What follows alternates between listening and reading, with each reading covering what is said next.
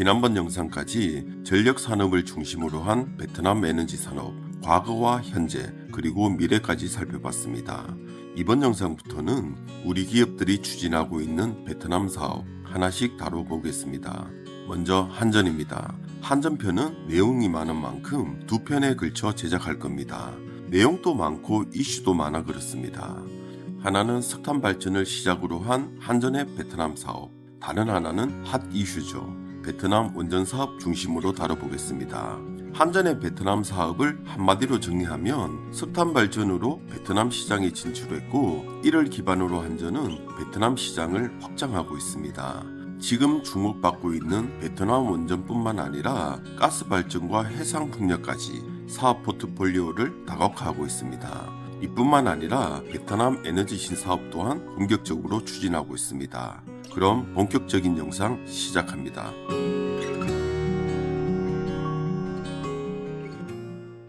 한전에서 베트남 사무소를 개설한 건 2004년입니다. 올해로 21년째가 됐어요.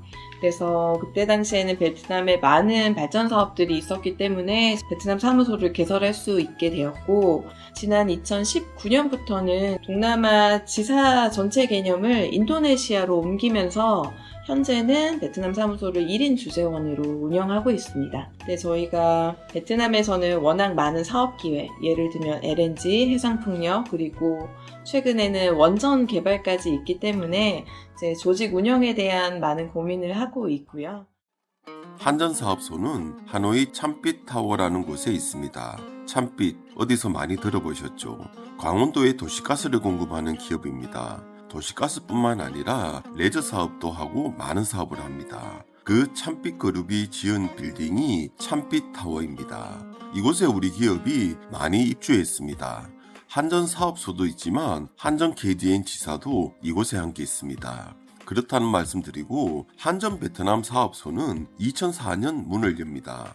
그럼 당시 베트남엔 무슨 일이 있었을까요? 베트남 전력시장 자유화가 시작된 해라고 보시면 됩니다. 우리나라와 비교해보면 2001년 시작된 전력산업 구조 개편이라고 보시면 됩니다. 베트남은 2004년 전력법을 개정하고 이듬해 2005년 전력법을 시행합니다. 그리고 7년이 흐른 2012년 7월 발전시장이 개방됐습니다. 그리고 13년 만에 베트남 민간 발전기 비중은 53%에 이르죠. 앞선 영상에서 충분히 설명했으니까 참고하시면 됩니다. 그래서 한전은 베트남 전력 시장에 맞춰 시의적절하면서도 빠르게 베트남 공략에 나섰던 겁니다. 그 첫 번째가 응이손2 사업입니다. 응이손 사업 같은 경우에는 차례 선정이 되어서 꾸준하게 이제 현재까지 왔던 거고요. 사실 개발 기간도 굉장히 오래 걸렸거든요. 입찰 선정 때부터 준공 때까지 거의 한 10년 이상이 걸렸습니다. 네, 저희가 2022년도에 준공해서 현재 안정적으로 운영을 하고 있는 사업이고요. 2022년도 준공식 할 때도 여기 국가서열 넘버2인 국가주석님도 함께 참석하셔서 굉장히 의미 있게 저희가 준공식을 했었어요. 베트남이 북부 지역에 굉장히 만성적인 전력 부족에 시달리고 있거든요. 네, 이 응이손2 사업이 북부 지역에 위치하고 있어서 안정적으로 전력 공급을 하고 있는. 응이손2 사업은 하노이에서 남쪽으로 150km 떨어진 태화성 응이손 경제구역에 발전설비 용량 1.2GW급 석탄발전소를 건설해서 25년간 운영하며 전력을 EVN에 판매하는 사업입니다. 이 사업은 2013년 3월 공식적으로 수주하면서 사업이 본격화됐습니다. 2022년 7월 준공됐으니까 10년이 꼬박 걸린 겁니다. 생각보다 오래 걸렸죠. 문제가 있었다기보다 법과 제도를 만들어가는 과정이 함께 이루어져서 그럴 겁니다. 지금도 해상풍력의 경우 법과 제도가 만들어지는 과정이어서 사업자 입장에선 답답한 측면이 있죠. 어쨌든 지금 응이손2 발전소는 고질적인 베트남 북부 지역 전력 수급난 해소에 큰 역할을 하고 있습니다. 그러니까 준공 때 국가서열 2위가 직접 참석했을 겁니다. 응이손2 발전소는 베트남에서 특별한 발전소란 얘기입니다. 그리고 한전은 응이손2 사업을 추진하면서 주기기 공급과 건설을 비롯해 운영과 금융까지 모든 분야에 우리 기업을 참여시켰습니다. 우리가 흔히 알고 있는 팀코리아, 그런 방식의 사업이란 점에서 분명 주목받을 만합니다. 그리고 이런 생각을 해봤습니다. 응이손2 발전소가 없었다면 2023년 순환정전 때 베트남 북부는 어떻게 됐을까요? 아마 암흑은 더 길었을 겁니다. 그리고 한전은 응이손2 사업과 함께 또 다른 사업을 추진합니다. 부항2 사업입니다. 이 사업은 2009년 4월 한전이 베트남 산업무역부와 양해각서를 체결하면서 본격화됩니다. 이 사업 또한 응이손2 사업과 마찬가지로 1.2기가와트급 석탄 발전소를 건설하고 25년간 운영하면서 EVN의 전력을 판매하는 사업입니다. 위치는 응이손2보다 150km 남쪽에 건설되고 있습니다. 하노이와 다낭 중간쯤인데 올해 연말에 준공된다고 합니다. 부항2 발전소도 베트남 북부 지역 고질적인 전력 수급난을 해소하는 그런 역할을 할 것으로 기대됩니다. 이 사업 또한 건설을 우리 기업이 맡았고 두산이 보일러를 공급했습니다. 이렇게 한전은 베트남 전력 시장에서 눈도장 제대로 찍고 민간 발전 사업자로 자리 잡았던 겁니다.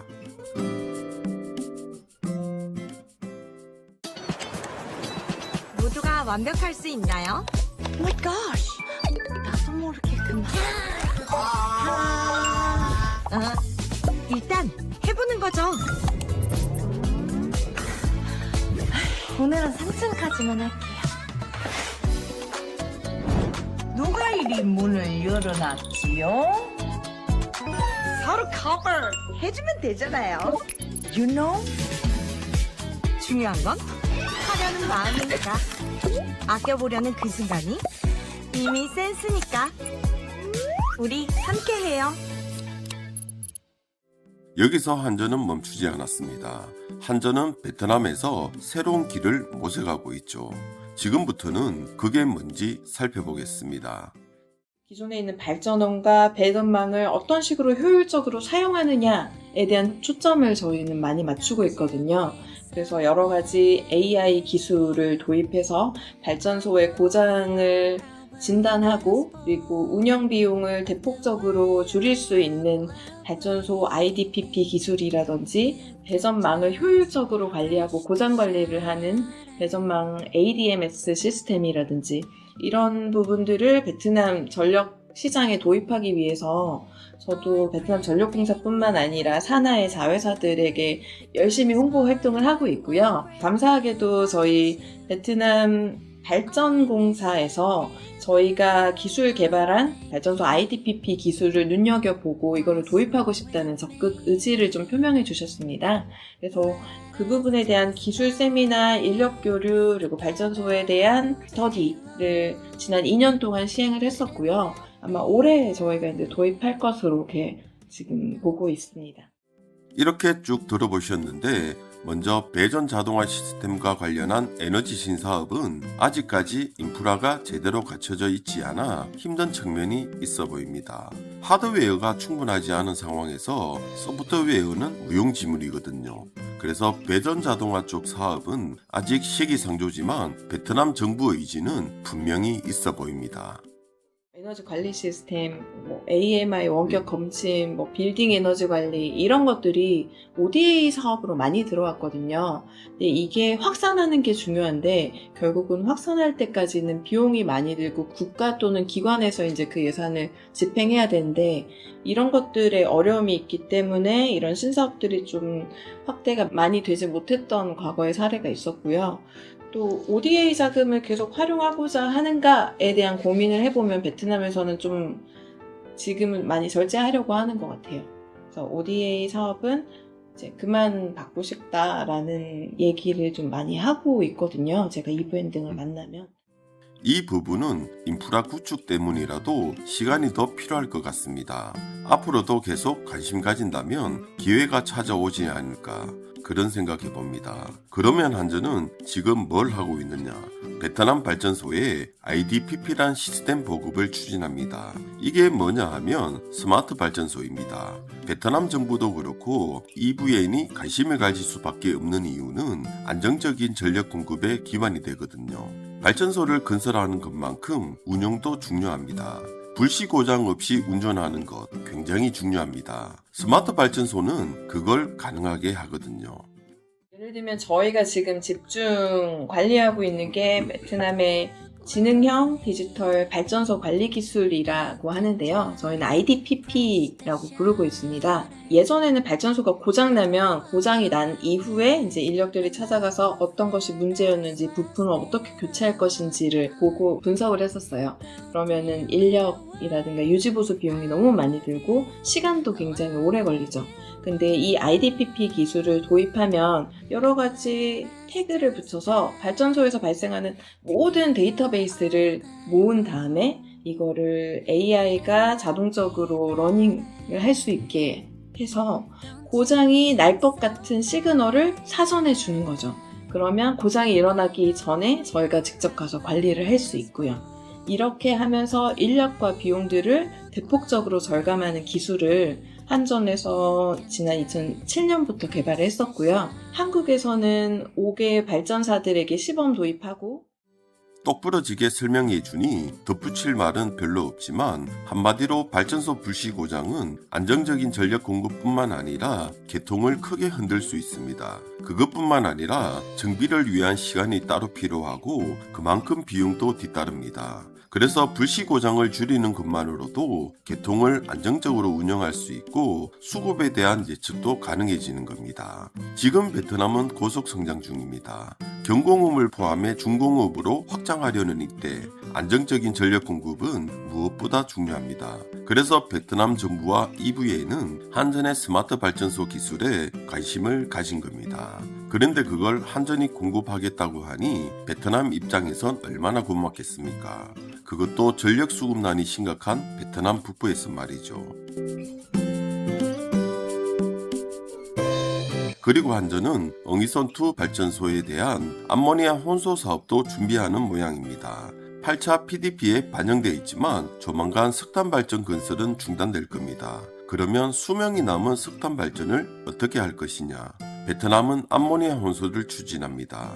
구체적인 준비 상황은 뒤에 제작할 두산편에서 설명드리기로 하고 이 사업이 굉장히 중요합니다. 지난번 영상에서 설명드렸다시피 베트남은 해상풍력 보급을 확대할 예정입니다. 그리고 석탄 발전 연료 전환이 추진될 때쯤 해상풍력은 암모니아를 생산하는 용도로 사용됩니다. 그래서 암모니아 혼소 기술만 확보한다면 엉이손2나 붕황2는 새로운 사업 기회를 가지게 될 겁니다. 그 기술을 두산이 개발 중인데 보일러를 두산이 공급했거든요. 기술을 바로 적용할 수 있다는 얘기입니다. 우리나라에서 암모니아 혼소가 쉽지 않은 이유는 연료 때문입니다. 그런데 베트남에선 그린 암모니아를 생산할 수 있는 충분한 환경이 있고 PDP에도 반영되어 있습니다. 엉이손2나 붕황2는 모자는 미래의 새로운 기회를 만들어낼 겁니다.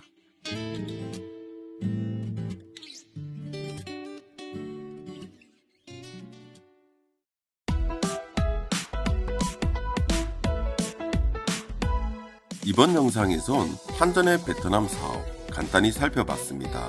베트남에서 한전은 많은 일을 하고 있습니다. 그럼 다음 편에선 베트남도 그렇고 한전도 그렇고 현안이죠. 베트남 원전 얘기해 볼 텐데 현지에서 돌아가는 상황 한전 사업소장으로부터 들어보겠습니다. 그럼 다음 편에서 뵙겠습니다. 하늘 위로 간